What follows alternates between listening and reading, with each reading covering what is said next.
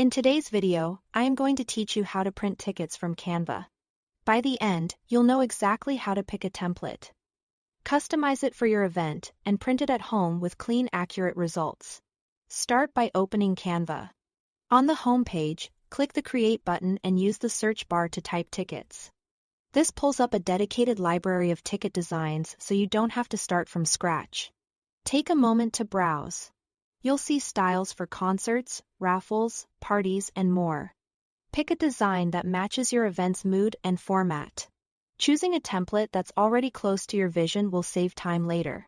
Select a pre-designed ticket template to open it in the editor. Now customize it.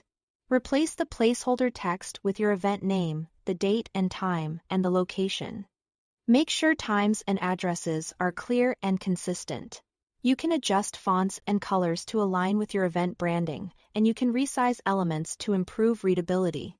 Keep important details away from the very edges, so they aren't affected by trimming. If you plan to print multiple tickets per Pascal G, make sure the layout stays balanced and legible. When you are happy with the design, click Share in the top right. Then choose Download. For printing, a PDF is the best choice, as it preserves sharp text and layout. In the download options, look for the setting labeled crop marks and bleed and turn it on.